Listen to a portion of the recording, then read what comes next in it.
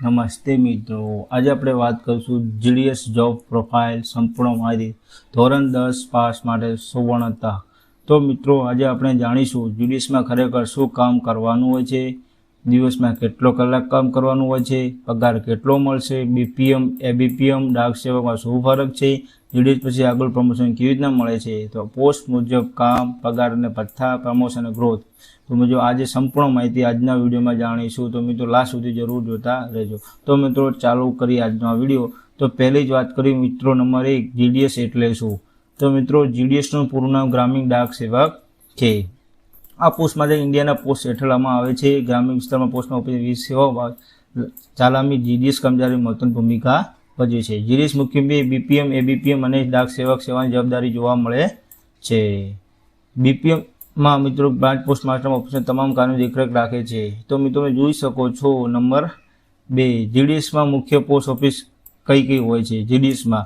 તો મિત્રો જીડીએસમાં મુખ્ય 3 પ્રકારની જવાબદારી સમજવી જરૂરી છે। BPM branch post master, ABPM assistant branch post master, ડાક સેવક।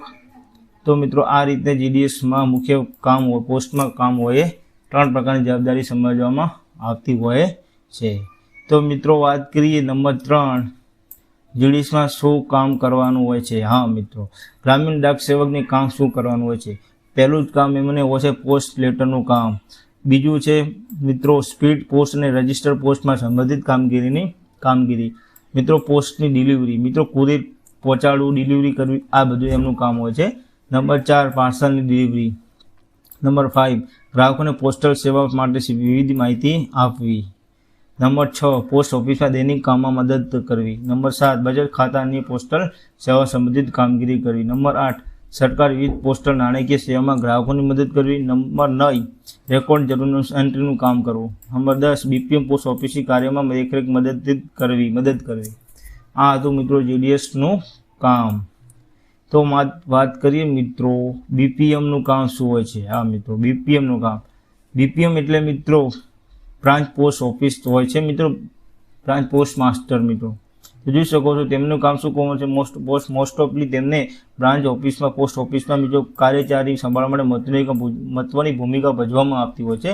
ગ્રાહકો સેવા આપી તેમની સમસ્યાનું સમાધાન લાવવું, પોસ્ટલ કામગીરી સંભાળવી, જરૂરી ડોક્યુમેન્ટ અને ટ્રાન્ઝેક્શનનું કામ કરવાનું હોય છે, પોસ્ટ ઓફિસ દૈનિક કામગીરી યોગ્ય રીતે ચલાવીને પોસ્ટ પૂર્ણ કરવું।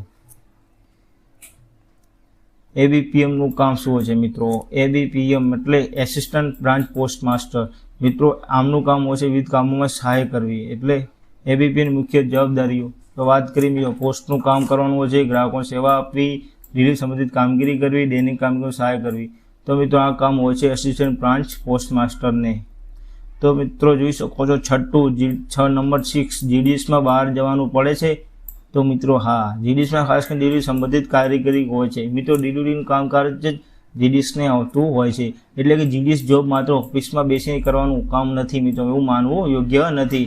બે વસ્તુ ઓફિસમાં પણ કરી શકો, બહાર પણ કરી શકાય। નંબર 7 મિત્રો જીડીએસમાં કામના કલાકો। તો મિત્રો તમને એવું લાગે કે હું જીડીએસમાં જોબ લાગી જાઉં તો મારે કેટલા કલાક કામ કરવાનું છે। તો મિત્રો આજે તમે જોઈ શકો જીડીએસમાં કામના કલાકોની ઘણી સરકારી અલગ અલગ હોઈ શકે છે। માત્ર 8 કલાક ઓફિસ જોબ સમજીને જીડીએસ પસંદગી ન કરવી, તમારી પોસ્ટની સત્તાવાર જાહેરાત આપેલી ટીઆરસીએ વર્કિંગ અવર્સ અને શરતો ચોક્કસ વાંચવી। નંબર 8 મિત્રો જીડીએસનો પગાર કેટલો હોય છે। હા મિત્રો, જીડીએસમાં સામાન્ય સરકારી કર્મચારીઓ જેમ સીધો રેગ્યુલર પે સ્કેલ લાગુ પડતો નથી।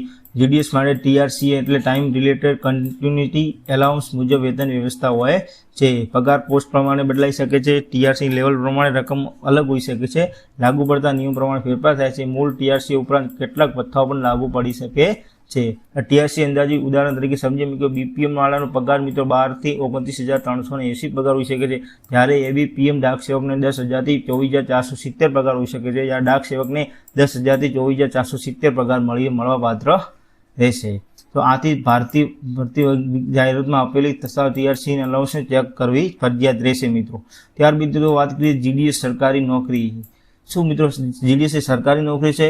તો મિત્રો જીડીએસ ઇન્ડિયા પોસ્ટની જીડીએસ ઇન્કમની હેઠળ આવે છે, પરંતુ GDS regular central government employee તરીકે સમજવું યોગ્ય નથી। જીડીએસ માટે અલગ સેવા નિયમો લાગુ વ્યવસ્થાઓ છે, એટલે કોઈ પણ મિત્રો યુટ્યુબ અથવા સોશિયલ મીડિયા પરની માત્ર આધાર રાખવાને બદલે ઇન્ડિયા પોસ્ટ ઓફિસની નોટિસ વાંચવી જોઈએ મિત્રો।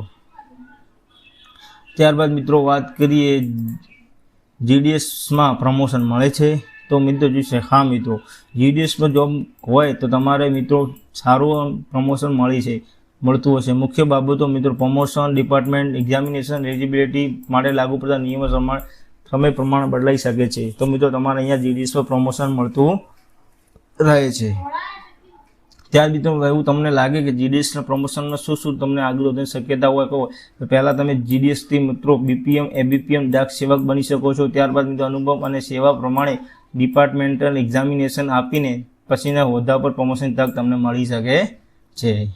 ત્યારબાદ મિત્રો વાત કરીએ જીડીએસ જોબ કોના માટે સારી છે. જો તમે ધોરણ 10 પાસ છો પોસ્ટ વિભાગમાં કામ કરવાની ઈચ્છા ધરાવો છો તો જીડીએસ તમારા માટે સારો વિકલ્પ બની શકે છે. ખાસ કરીને ગ્રામ્ય વિસ્તારમાં રહેતા ઉમેદવારો માટે નજીકના વિસ્તારમાં પોસ્ટિંગ મળવાની શક્યતા હોય તો નોકરી વ્યવહારુ બની શકે છે. પણ અરજી કરતાં પહેલાં પોસ્ટિંગ, કામના કલાકો, પગાર, સેવા શરતો સમજવી જરૂરી છે. તો મિત્રો વાત કરીએ જીડીએસ જોના મુખ્ય ફાયદા. નજીક વિસ્તારમાં પોસ્ટિંગ મળવાની શક્યતા, સરકારી વિભાગની નોકરી, નિશ્ચિત પગાર અને નિયમિત ભથ્થાઓ, ગ્રામ્ય વિસ્તારમાં સેવા કરવાનો સંતોષ, અનુભવ કાર્ય આધારો મળી શકે છે. ત્યારબાદ મિત્રો વાત કરીએ નંબર 12 સૌથી મહત્વની વાત. મિત્રો જીડીએસ પ્રતિ માત્ર ધોરણ 10 પાસ માટે નોકરી પાકી એવું માનવું નહીં.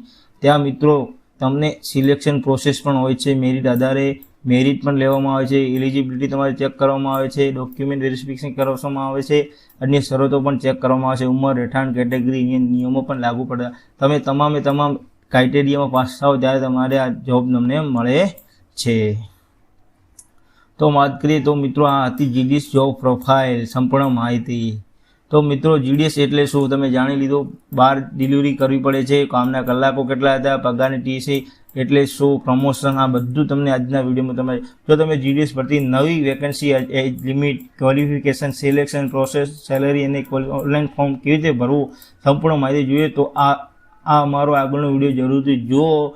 લાઇક કરો, શેર કરો, સબસ્ક્રાઈબ કરો. આવી સરકારી નોકરીની માહિતી માટે આરપી જોબ પોઈન્ટને ચેનલને સબસ્ક્રાઈબ કરી લો. મળીએ નેક્સ્ટ વિડીયોમાં.